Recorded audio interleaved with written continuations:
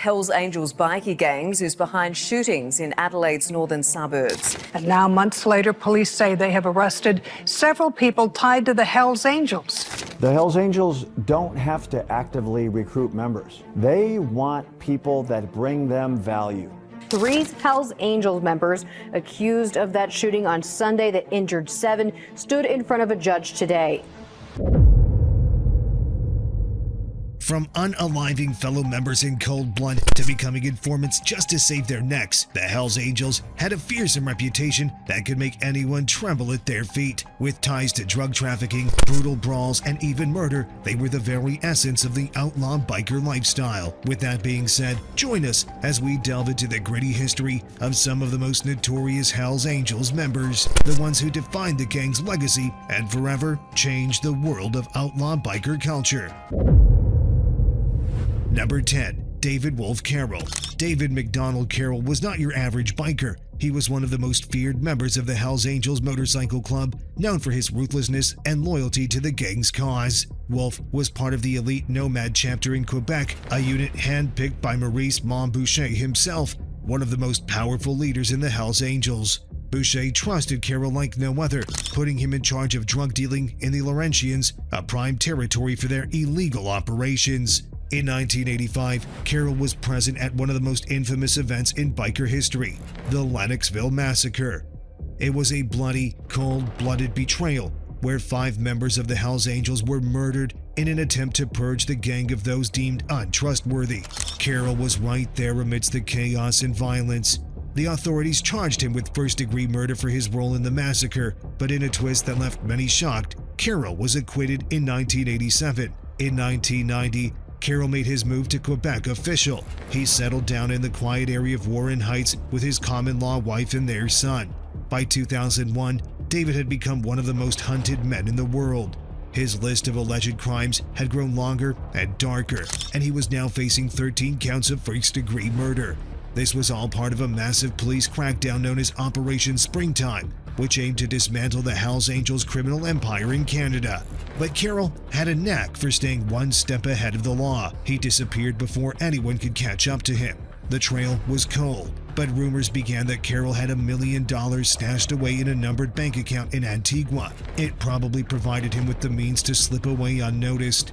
Interpol issued a notice about Carroll, painting a picture of a fugitive who was not just hiding, but moving across the globe. He was last sighted back in Australia back in 2012. Number 9. Robert Chico Mora. From Quebec's shadows to Arizona's streets, next up we have Robert Chico Mora, a man who was forever ready to swap punches for power.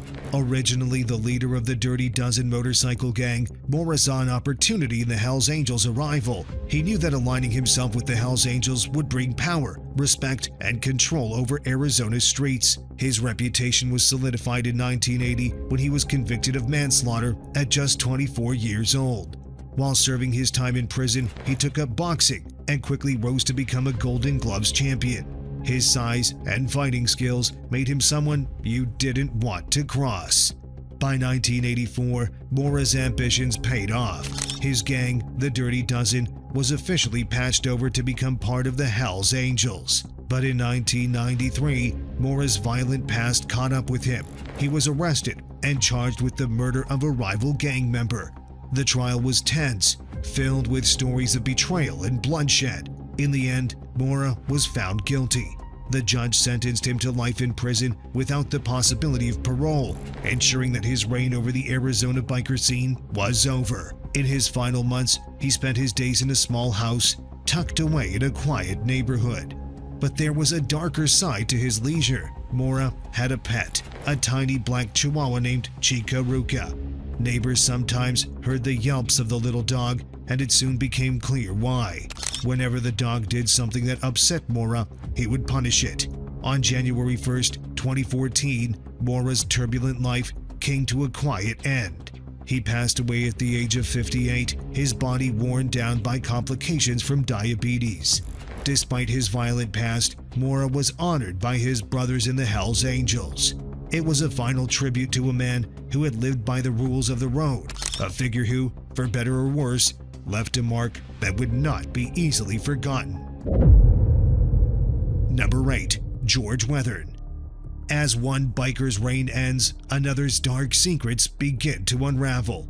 George Weathern's tale takes us deep into the Hells Angels' shadowy world. He was a member of the Hells Angels Oakland chapter, one of the club's most powerful branches. Despite leaving the club in 1970, Weathern kept ties with many of its members, a connection that would haunt him in the years to come. Weathern's life took a dark turn when police discovered the remains of 3 people on his property near Ukiah, California. Rumors swirled about the land, whispering that the Hells Angels had purchased it under Weathern's name, using it as a secret burial ground. The chilling discovery revealed that 2 of the bodies belonged to Hells Angels prospective members who had been plotting a coup within the club.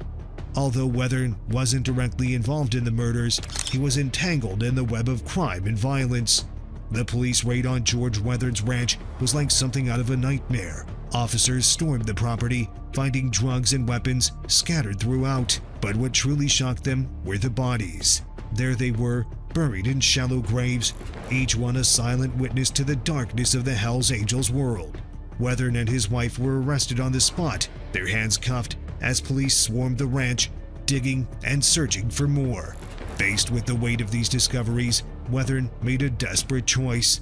In exchange for his freedom, he revealed the locations of the buried bodies. He took the stand in court, pointing fingers at his former brothers, the very men he once called family. His testimony was the key the prosecutors needed, unlocking the truth behind the murders and putting Hells Angels members on trial for their lives. After his testimony, the government placed him and his family, his wife and 2 children, into the Witness Protection Program. Their identities erased, their old lives left behind.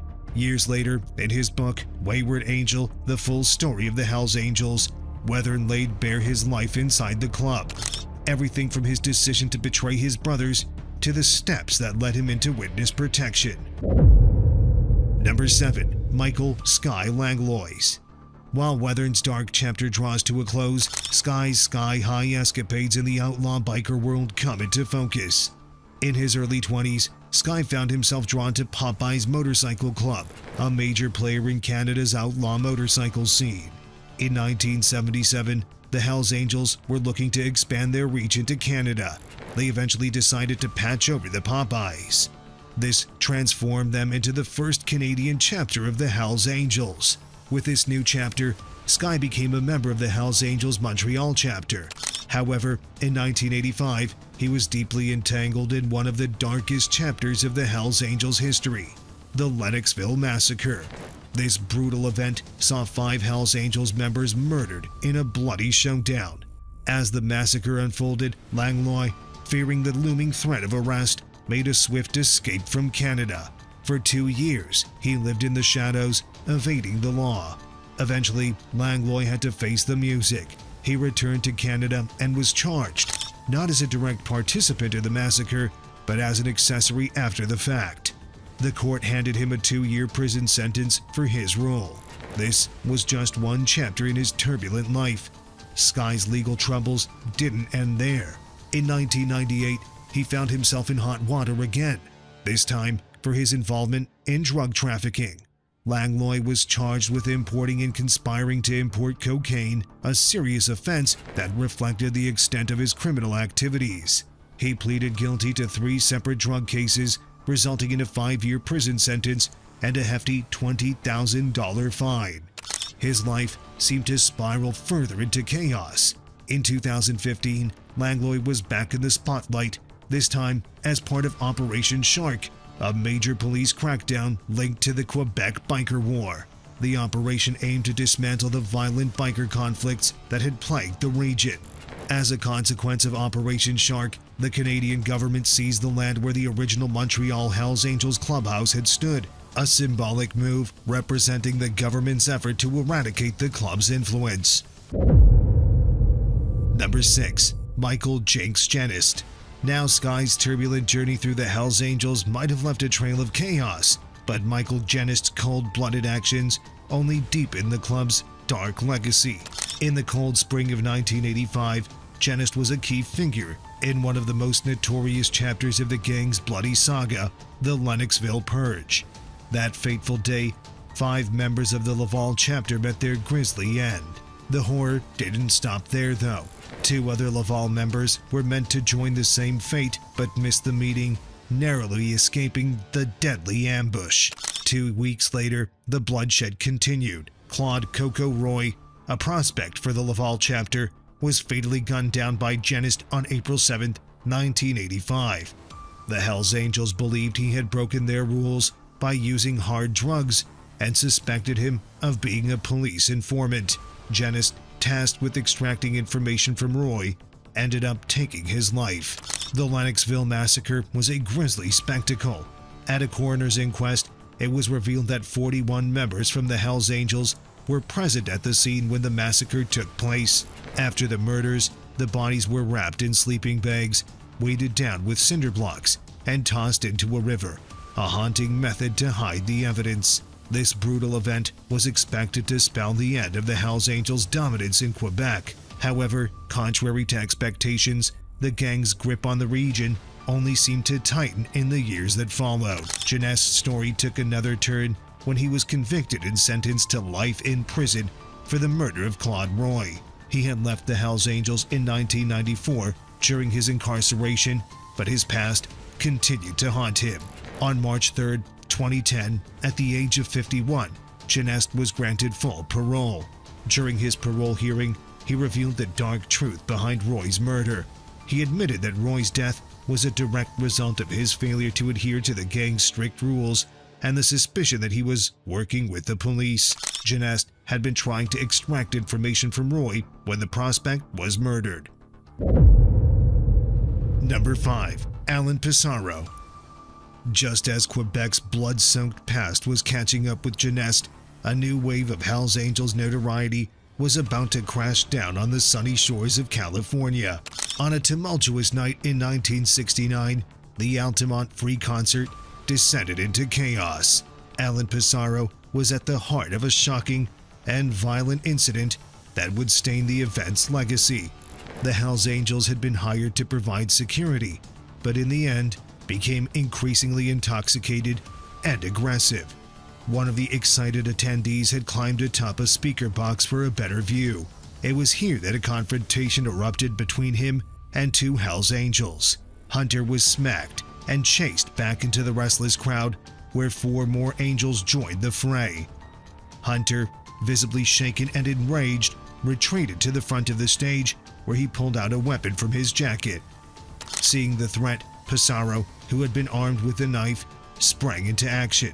In a swift and deadly move, Pissarro lunged at Hunter and injured him. The violent confrontation ended Hunter's life amidst the chaos, while Patty looked on in terror. Pissarro was swiftly arrested and charged with murder. During the trial, the footage captured at the scene showed Hunter with a weapon. It was only because of that the jury ultimately ruled in his favor. The aftermath of the Altamont tragedy cast a shadow over Alan Pissarro's life. He eventually passed away on March 29, 1985, by drowning in Anderson Lake in southern Santa Clara County. The circumstances of his death were described as kind of suspicious by police, but no foul play was ever confirmed. Pissarro was laid to rest at Los Gatos Memorial Park in San Jose, California, his final resting place, a quiet end to a life marked by controversy and turmoil.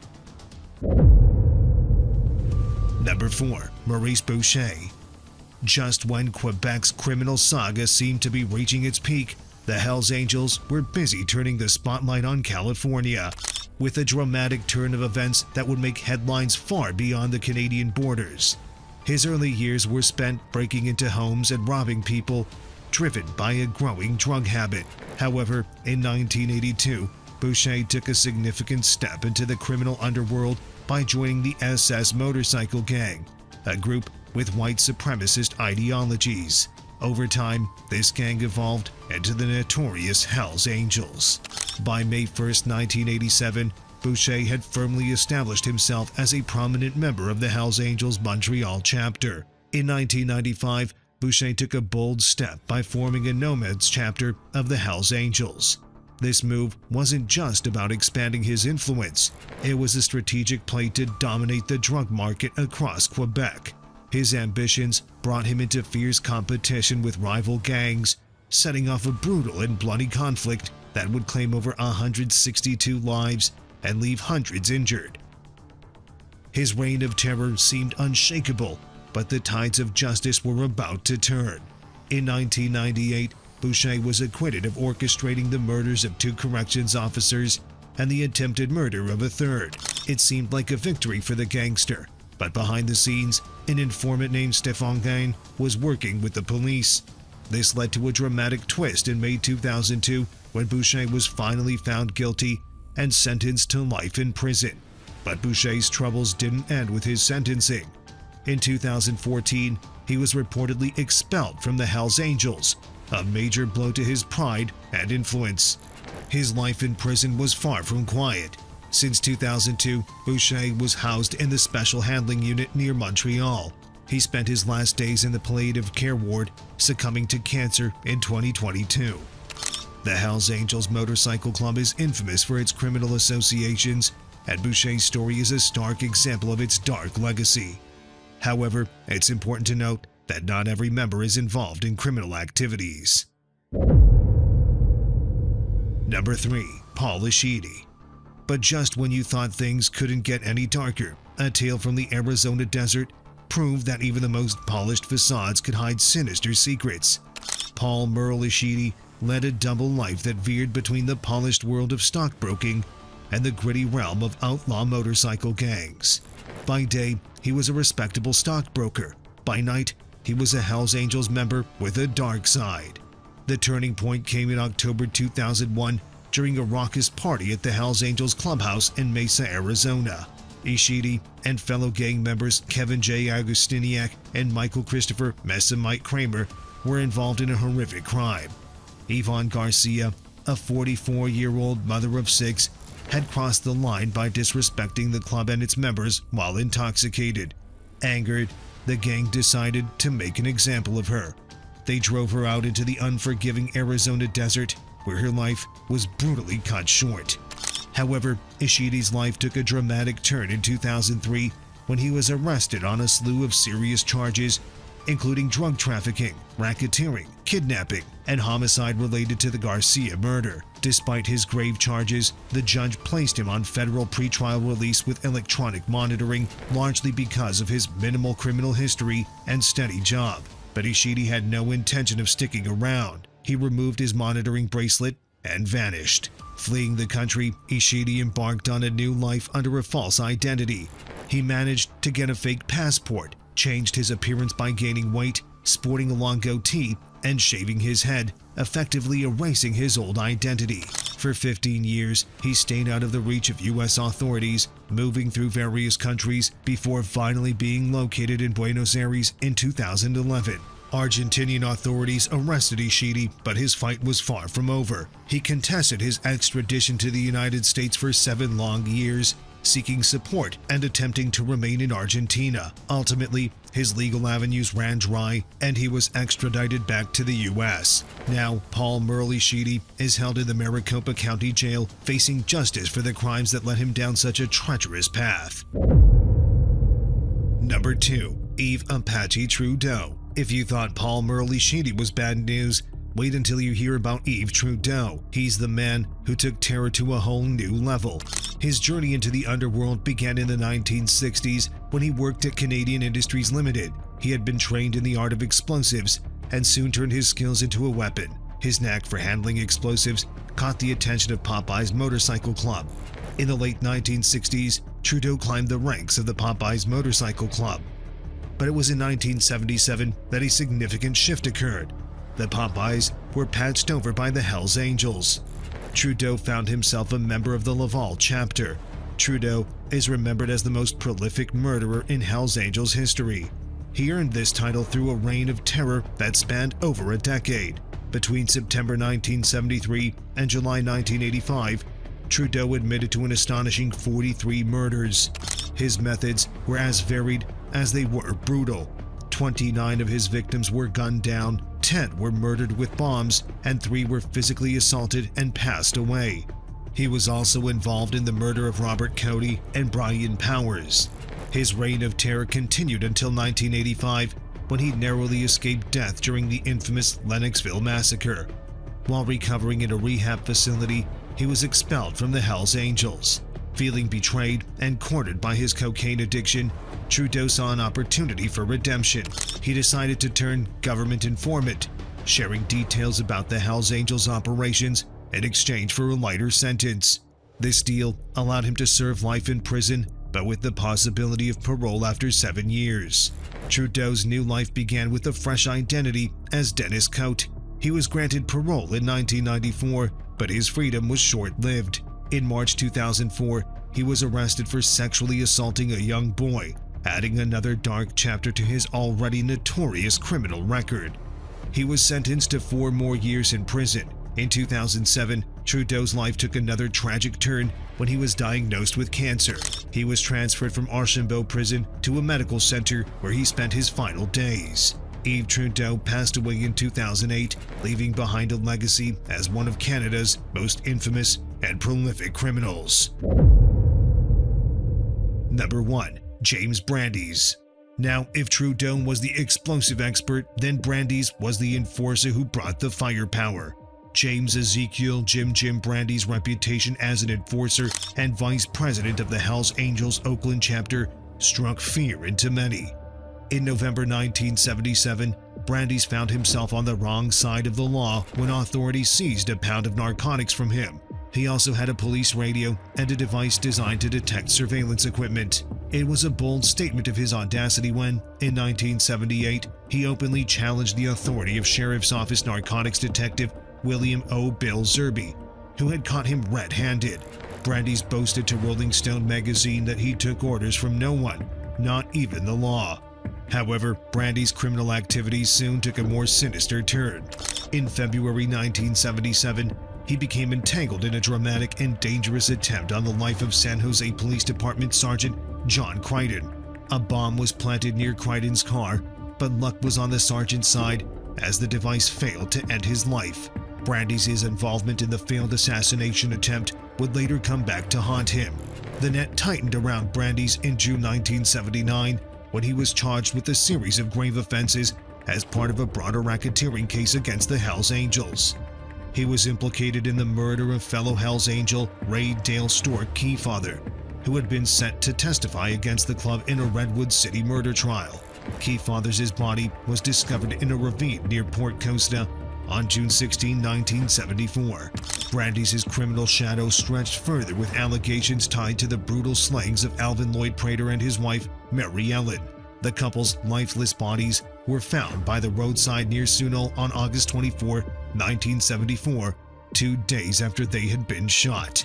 Despite these serious charges, Brandys never faced a conviction. The legal troubles continued when he and Vallejo Hells Angels member Kenneth Owen were charged with the attempted murder of Zerby. Yet, the wheels of justice turned slowly for Brandys. His story ended in tragedy when he took his own life in prison in 1994. Kenneth Owen, his once ally, lived until July 4, 2016, but the shadows of their criminal past continued to haunt their legacies.